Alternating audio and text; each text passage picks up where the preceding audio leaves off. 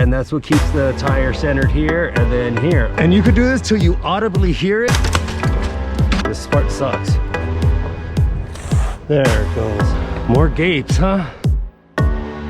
What's up, dirt people? Thanks for watching. Thanks for coming back. We got some more wheel videos for you guys, specifically trail problems. If you bust a tire on the trail without access to proper tools or a spare, but need to dismount a tire from the wheel, I'll show you the best way I found. We specifically chose the stock ZR2 tire just because it's a 31 inch. The less sidewall you have, the harder it's gonna be. The 32s on those Innovate wheels would be easier, and those 40s on the Raptor would be easier still, adjusted for weight of course. Speaking of Innovate, this video is brought to you by them, but we're gonna dismount the AEV wheels while showing the other wheels to help more people with his wheel tips. Turns out nothing beats WD-40 for cleaning and maintenance. This is the stock ZR2 wheel base model. We have about 6,000 miles on those, but they cleaned up nicely. And the finish doesn't seem to matter. About another 6,000 miles on the Relations Race wheels. The AEV wheels have close to 30,000 miles. Both are hybrids. You can run them normal, beadlock, or rock guards. The stock ones are just standard, and of course, mounted, we have the Innovate G400 beadlocks and the G500 beadlocks on the Raptor. So let's get on with it. Talking dirty, how to dismount a tire on the trail or driveway without proper tools. So all you're gonna need for this is a jack, and I have these two bars, but you can use crowbars or pry bars in their place for leverage. And gotta mention this Made in America debeating hand tool from Tire Service International, but I'll show you how to use that in a later video. We use a jack in its place. Stock scissor jacks work better, but apparently I lost both of mine, so we're gonna use my off-road jack instead. I don't recommend this method, but if you have to try it, then you're already having a bad day. I'll let you guys know what works for me. And most importantly, beadlocks are not DOT approved because of the ring. So like if you try to go to America's Tires or whatever, they're not gonna service you. The hardest part is breaking the bead on the back. See this, wheels, like this is the normal one.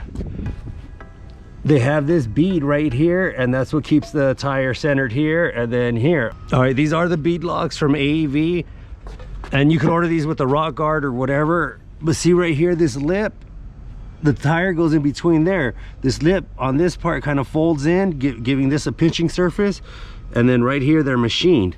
So that's to grip the tire. But again, look, this bead. So you want to start with the back.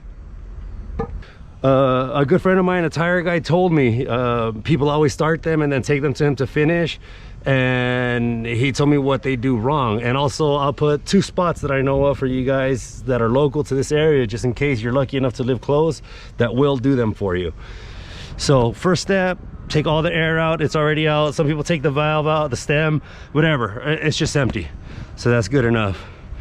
And then you lay this down. The point is to try to get this lip as close as you can to here. Yeah, that's good. From there, I just wrap under and I go over these bars to keep it. Like I said, the factory jack will sit all the way under here.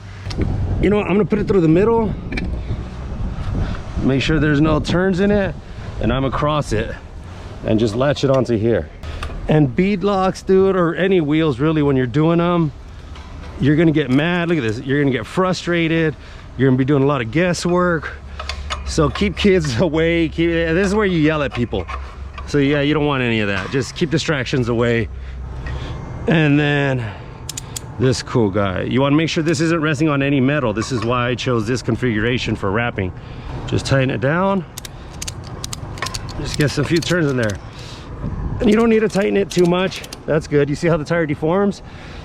That's why they say to not remove the top one, because as it deforms, if you have the top one removed, this will start sliding up too, and there'll never be any pressure being put against the tire itself. So you use the tire to help fight itself. So don't ever take the front off first. Always start with the back. And then you just start lifting. A lot of people do this under a vehicle, and they'll put boards right here just to make sure it stays flat. You're gonna see right now how it's gonna go all sideways and funky. And you could do this till you audibly hear it. I didn't on some of the other ones, so I checked. Oh, I think I heard it. Just tip it over. No, nowhere near. I don't know if you guys can see that. And I don't recommend you guys sticking your fingers in here because this could all snap, you see that? So watch out. I'm just doing this for you guys. I still need much more to get to the lip. This line right here represents where the lip is. It's like another 3 or 4 pumps. That's what she said. That didn't work.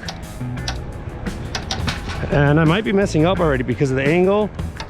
I might have meant rim already.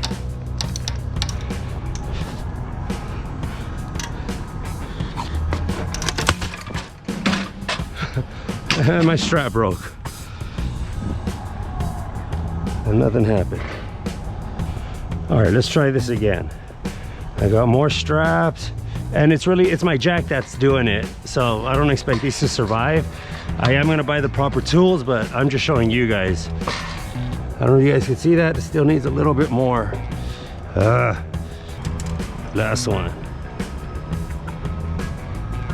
That's good. All right, let's check this out. Oh, cool. You see it cleared the bead already. So now that it cleared the bead, I'm gonna set it down, and you could reset and do the opposite side. A lot of people do that actually.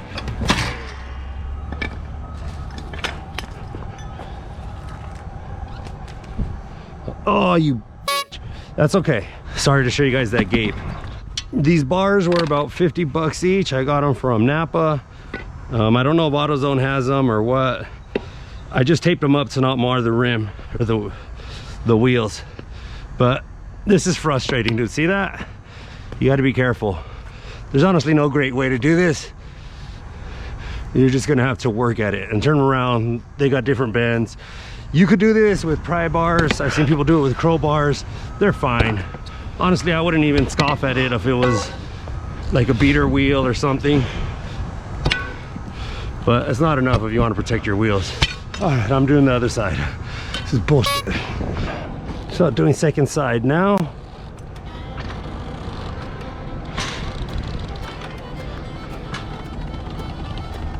Let's check it out.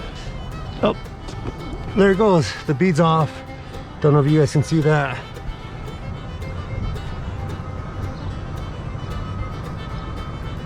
And you want to hurry before it closes, right?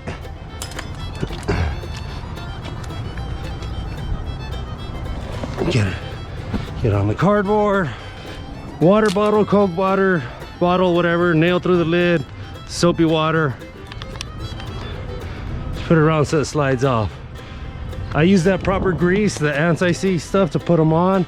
I'll show you guys why. I don't want to get water in those threads. And again, we're just walking here. Oh, we're trying to walk here. Come on, please. I swear the other ones came off easy.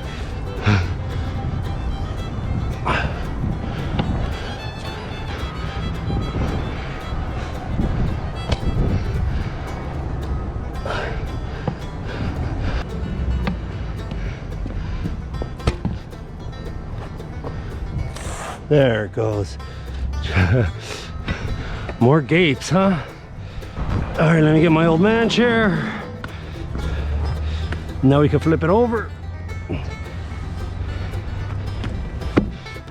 All these bolts for removal is no big deal. You can just back them out.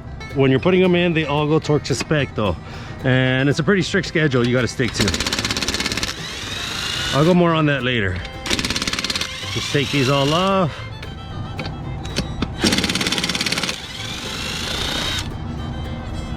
All right, now the ring just slides out. See, this one was never seated. So all you got to do here, yeah, I found it. That's a sensor. If you have your wheels with sensors, you got to take them off first just to not mess them up.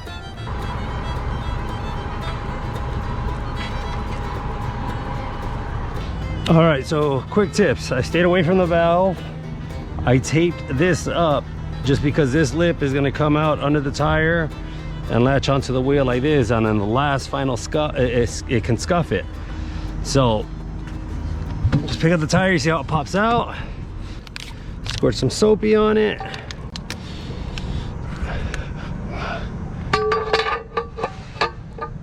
and then you just kind of line up, go as deep as you can. Always a good rule. That's good enough. And then you can just kind of push out. You see that?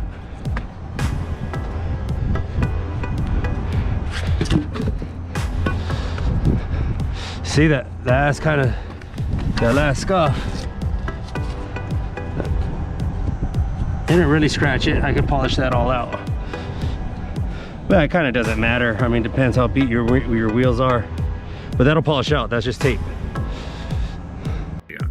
So that's it, guys. Thanks for watching. Please subscribe, like, and share. Hopefully you struggle less than this if you need to do it, because this sucked. In future videos, we're going to show you how to mount and dismount wheels using proper but obtainable hand tools that go for around $300 brand new or 100 used, and also do a full beadlock breakdown video to help you shop for what you need so that you can keep finding new trails, keep building your truck, and of course, keep it dirty.